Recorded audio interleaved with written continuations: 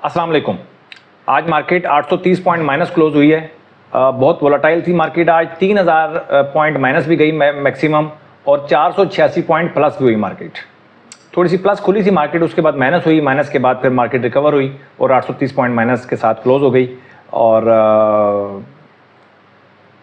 Volume जो हैं वो मेरा ख्याल है अभी तक इंटैक्ट हैं। KSE 100 इंडेक्स की बात करें तो वॉल्यूम हुआ है 533 मिलियन का। तो मेरा ख्याल है कल हुआ था 355। आज वॉल्यूम भी बहुत ज़्यादा है, ठीक है जी। 3 दिनों से वॉल्यूम तकरीबन मेंटेन करके चल रहा था और आज वॉल्यूम बहुत ज़्यादा हुआ है। अच्छा, सेक्टर्स की बात करें तो कमर्शियल बैंक्स की वजह से थोड़ा सा नेगेटिव कंट्रीब्यूशन किया है। कमर्शियल बैंक्स ने oil and gas, fertiliser sector, technology, automobile, इन्होंने नेगेटिव कंट्रीब्यूट किया। बाकी छोटे मोटे जो सेक्टर्स थे उनका छोटा थोड़ा पॉजिटिव कंट्रीब्यूशन रही है जी। कंपनीज की बात करें तो पॉजिटिव जिसने कंट्रीब्यूट किया बैंक अल्फला, मैं पिछले 3-4 दिनों से डिस्कस कर रहा था। Bank Alfalah, Engro H, Askari bank, Meezan bank, Pak oil field, इन्होंने पॉजिटिव कंट्रीब्यूट किया। जिन्होंने नेगेटिव कंट्रीब्यूट किया उनमें UBL है, फौजी फर्टिलाइजर, OGDC, PPL और MCB।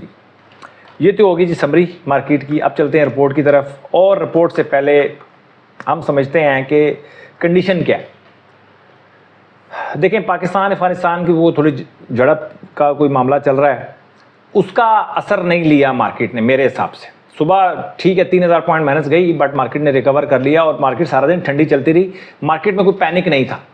इसका मतलब है कि ये जो न्यूज़ है, जो अफगानिस्तान और पाकिस्तान का जो प्रॉब्लम चल रहा है, ये इन्वेस्टर्स को लग रहा है कि ये इतना ज़्यादा तूल नहीं पकड़ेगा, कोई ज़्यादा प्रॉब्लम पाकिस्तान के लिए क्रिएट नहीं होगी। दूसरी बात ये है कि जब ये मामला हुआ है तो उस वक्त मार्केट तकरीबन 20,000 पॉइंट से ज़्यादा मार्केट ऑलरेडी डिस्काउंट हो चुकी है, जिसकी वजह से भी मार्केट ने इस न्यूज़ का असर नहीं लिया, ठीक है। तीसरी बात ये है कि एक परसेप्शन है कि अब इलेक्शन तो होने हैं, ठीक है सर, 1 साल बाद होंगे, 1.5 साल 2 साल बाद जब भी हुए, तो इलेक्शन जब होंगे तो अब इतनी मार्केट को इन्होंने ऊपर लेकर आए हैं तो बहुत ज़्यादा मार्केट गिराएंगे नहीं। ये मेरी एक मतलब मेरा अंदाज़ा है। अंदाज़े हम लगाते नहीं हैं, बट वैसे ही जब हम चलें, तुक्का मारने वाली बात है कि हम ये अंदाज़ा ही कर सकते हैं कि यार अब इतना ये मेंटेन करके चलें मार्केट को, इतनी ज़्यादा एक अपनी कारकर्दगी बता रहे हैं कि अब मार्केट इतनी प्लस हो गई है। तो हो सकता है कि मार्केट को बहुत ज़्यादा ना गिराएं, क्योंकि इन्होंने अपना प्रोफाइल बताना है कि भाई हमारे इन 4-5 सालों में क्या क्या हमने पॉजिटिव चीज़ें दी हैं। उसमें एक स्टॉक मार्केट सबसे सर फहरिस्त जो है वो स्टॉक मार्केट है। तो हो सकता है कि इतनी ज़्यादा मार्केट ना गिराएं, लेकिन आपने इस बात पे ज़्यादा ध्यान नहीं देना, इसलिए कि यहाँ से मार्केट 20,000 और भी गिरा दी तब भी गवर्नमेंट को कोई फर्क नहीं पड़ेगा, क्योंकि उनके पास फिर भी नंबर बड़ा अच्छा है। तो 20,000 और गिर गया तो आपकी तो कमर टूट जाएगी। तो इसलिए इस बात को बिल्कुल अपने जहन में आप इस चीज़ को ना बिठाएं कि गवर्नमेंट हो सकता है इसको जो आर्टिफिशियली इसको मेंटेन करेगी या नहीं करेगी, इसको जहन से आप निकाल दें। क्योंकि अगर आर्टिफिशियली मेंटेन कर भी ली और 20,000 पॉइंट और गिर भी गए तो गवर्नमेंट को कोई खास फर्क पड़ने नहीं लगा, क्योंकि गवर्नमेंट के पास बहुत बड़ा नंबर है इसके स्टॉक मार्केट के हवाले से।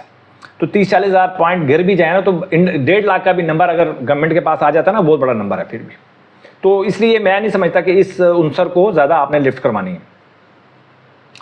दूसरी बात यह है कि जो पिछले हालात हुए तो उसमें आपको पता चल गया होगा कि हमने शॉर्ट टर्म ट्रेडिंग कब करनी है और कब नहीं कर रही है। अब हमारे हिसाब से देख लें 15 दिन हो गए हैं तकरीबन, हम कोई शॉर्ट टर्म ट्रेडिंग की कोई कॉल जो है वो जनरेट नहीं हुई। हमारे सिस्टम ने कोई भी कॉल जनरेट नहीं की, कोई अलर्ट कैंडल नहीं बनी। आज अलर्ट कैंडल बनी है काफ़ी दिनों के बाद। पाक ऑयल फील्ड की आज अलर्ट कैंडल बनी है। तो सिर्फ पाक ऑयल फील्ड एक ऐसा स्टॉक है जिसमें शॉर्ट टर्म ट्रेड अब हो सकता है। अब आपको समझ में आई कि स्ट्रेटजी क्या होती है, सिस्टम क्या होता है, रैंडम ट्रेडिंग के किसको कहते हैं। ये सारी चीज़ें अब आपको वक्त के साथ साथ जब मार्केट थोड़ी सी अंगड़ाई लेती है तब आपको समझ में आएगी। असल स्टडी तब होगी जब मार्केट अपना आप बताएगी। तो मैं आपको बताता था कि भाई स्ट्रेटजी आपको हेल्प करेगी किसी भी चीज़ के अंदर। तो मार्केट नीचे आई, अगर आप शॉर्ट टर्म ट्रेड कर रहे थे, TKT को फॉलो कर रहे थे, स्टॉप लॉस को फॉलो कर रहे थे, तो आपको फंसने की तो ज़रूरत ही नहीं थी। शुरू के 3-4 हज़ार पॉइंट्स में आप निकल जाते हैं और उसके बाद आप आराम से बैठ जाते हैं, आपकी एंट्री उसके बाद होती ही नहीं है।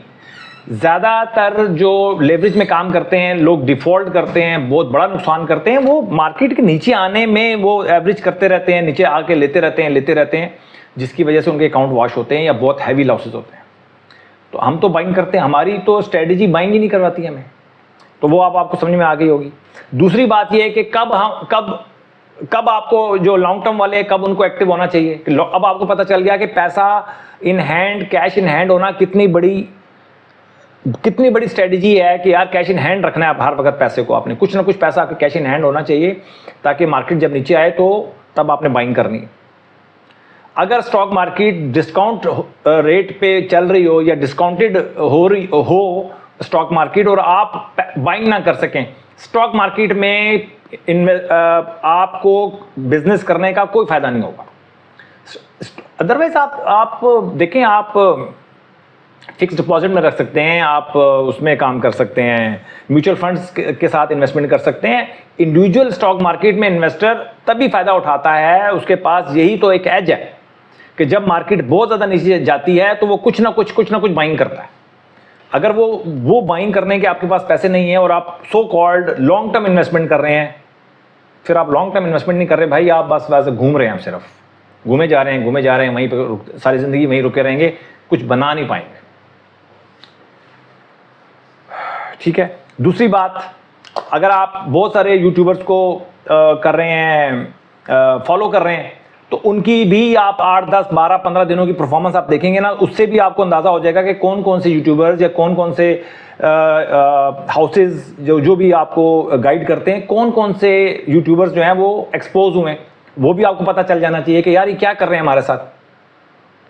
कि यार ये तो तुक्के मार रहे थे, मार्केट चल रही थी तो इनका काम चल रहा था, और जब मार्केट ज़रा सी शेक हुई है तो उन्होंने तो लोगों का भट्ठा बैठा दिया। समझ रहे बात मेरी आप? तो इस तरीके, तो ये सारी चीज़ें आपको इस पूरे पिछले 8-10 दिनों में सारी चीज़ें अब आपको क्लियर हो गई होंगी अगर आप चीज़ों को अच्छी तरीके से फॉलो कर रहे हैं तो। अच्छा जी, दूसरी बात ये मैंने आपको कहा था कि जो नई चीज़ आपने नोट करनी है वो ये है कि जब आपने लॉन्ग टर्म इन्वेस्टमेंट के लिए एवरेज करनी है तो आपने अपना रेट डिसाइड करना है कि आपने किस रेट के ऊपर एवरेज करना है, और जिस आइटम को आपने एवरेज करना है उस टाइम पे वो आइटम जो है वो KSE 100 इंडेक्स को बीट कर रहा हो, आउट परफॉर्म कर रहा हो, अंडर परफॉर्म ना कर रहा हो।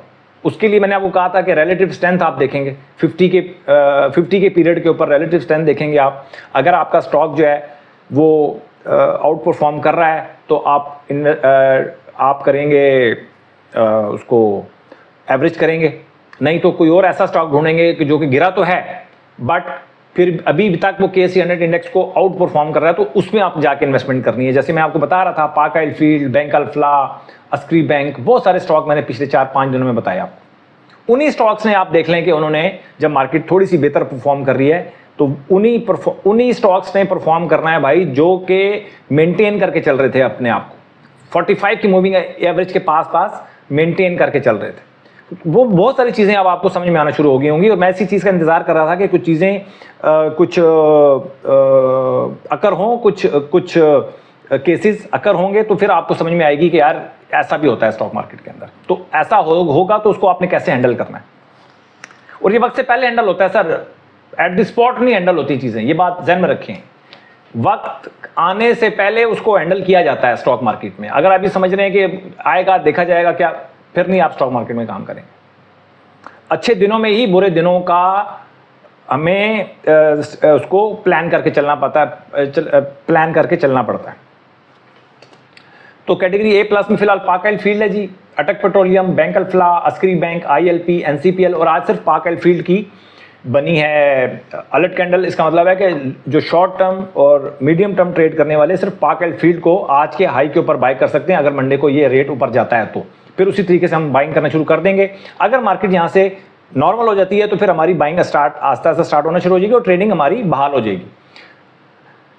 लॉन्ग टर्म वाले अपना जो माल उन्होंने इकट्ठा करना था कर लें। अब अगला सेशन जब 20% यहाँ से मार्केट नीचे गिरेगी या कोई रेट नीचे जाएगा तब उनकी बारी आएगी। तो हर वक्त इसी लेवल के ऊपर सारा माल इकट्ठा करना भी खतरनाक है भाई। यहाँ से मार्केट और भी नीचे जा सकती है और यहाँ से मार्केट 20% प्लस भी जा सकती है। दोनों चीज़ों को हमने मैनेज करके चलना है। जो आपके पास माल आ गया उसी को अल्लाह का शुक्र अदा करके, अगर ये 50% प्लस पे बिक जाता है और बाकी माल 100% पे बिक जाता है तो सब्र शुक्र करेंगे, फिर एक धचके का इंतजार करेंगे, फिर हम बाइंग करेंगे। तो ये जो पेशेंस होता है ना, ये पेशेंस ही आपको पे बैक करेगा।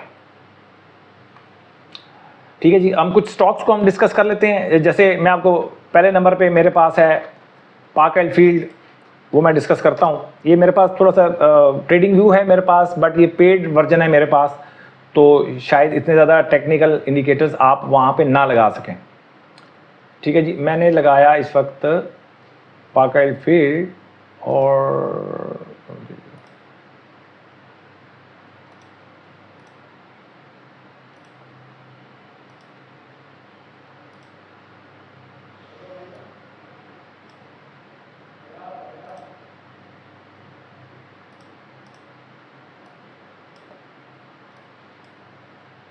सॉरी, अच्छा जी, ये मैंने पार्क एंड फील्ड लगाया जी फिलहाल, और सॉरी टीआरजी लगा हुआ है। तो पार्क एंड फील्ड इस वक्त आप देख लें कि ये इंडेक्स को आउट परफॉर्म भी कर रहा है, और हमारी 60 की RSI भी हमारी 60 से ऊपर क्लोज हो गई है। 60.12 RSI क्लोज हुई है, 45 की मूविंग एवरेज से भी ऊपर है और 200 की मूविंग एवरेज से ऊपर है। तो ये हमारे लिए शॉर्ट टर्म ट्रेड के लिए ये तैयार हो गया स्टॉक। इसके अलावा इसके पीछे चल रहा है जी बेंगल फ्ला। तो बेंगल फ्ला मैंने आपको कहा था कि आप ले सकते हैं, अगर आप लॉन्ग टर्म इन्वेस्टमेंट के लिए लेना चाहते हैं, इसको एवरेज करना चाहते हैं तो एवरेज करने वाले ले सकते हैं। एक तो ये देखें कि ये बेंगल फ्ला बहुत अच्छा आउट परफॉर्म कर रहा है, बहुत ज़्यादा आउट परफॉर्म कर रहा है KSE इंडेक्स को। ठीक है, तो अगर आपने इन्वेस्टमेंट करनी थी तो इस जैसे स्टॉक में करनी, जो बहुत ज़्यादा गिरा तो है बट इतना नहीं गिरा जितना KSE 100 इंडेक्स गिरा है। तो बेंगल फ्ला बड़ी अच्छी मिसाल थी। इसके बाद अटक पेट्रोलियम मैंने आपको कहा था, APL, उसको देखा जा सकता है, वो भी मेंटेन करके चल रहा था। ठीक है, वो अच्छा स्टॉक है जिसको आप ये आने वाले दिनों में, ये अगर मार्केट बेहतर होती है तो ये स्टॉक्स अच्छा परफॉर्म करेंगे। इसके बाद हमारे पास है जी NCPL है,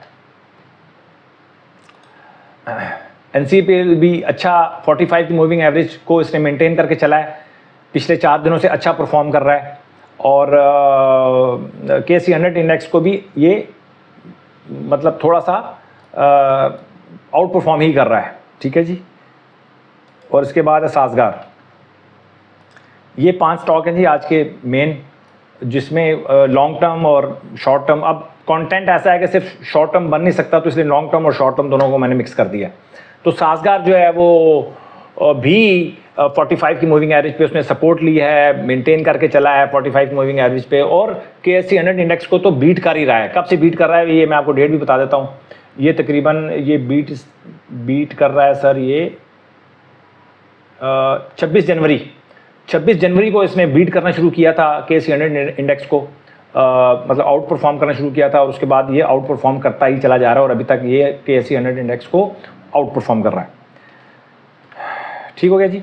तो उम्मीद है कि थोड़ा बहुत मैं माइंड आपका बनाने में कामयाब हुआ हूँगा। पिछले 4, 5, 6 दिनों की जो मूवमेंट रही है स्टॉक मार्केट की, उसमें आपने कैसे, अच्छा एक बात ध्यान में रखिएगा, चीज़ें आती रहती हैं, ये सिनेरियोस इसी तरह ही आते रहेंगे।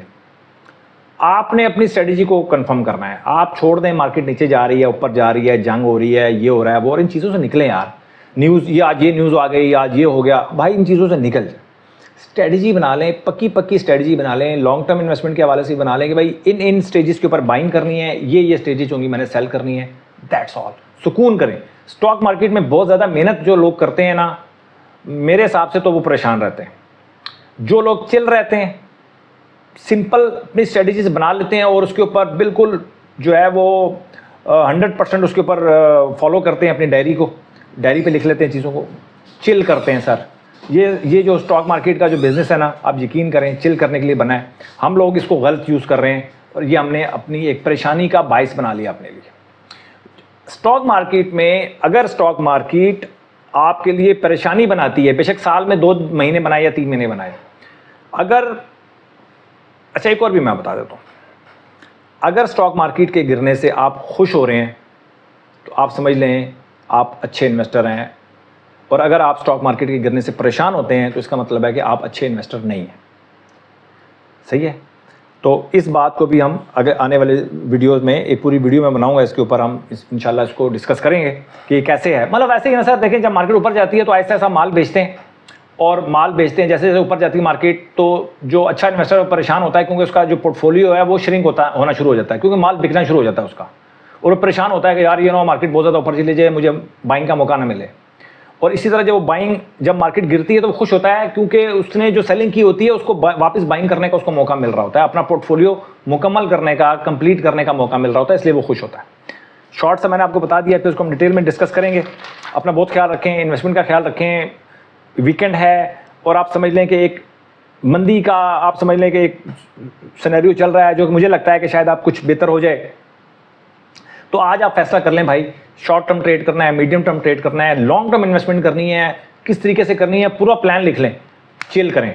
अगर आप चिल नहीं कर रहे स्टॉक मार्केट में तो फिर आपको स्टॉक मार्केट कभी भी जो है वो सुकून नहीं दे सकेगी, इसलिए कि वो आपकी स्ट्रेटजी ठीक नहीं है। अपना बहुत ख्याल रखें, अपनी इन्वेस्टमेंट का ख्याल रखें। Thank you very much.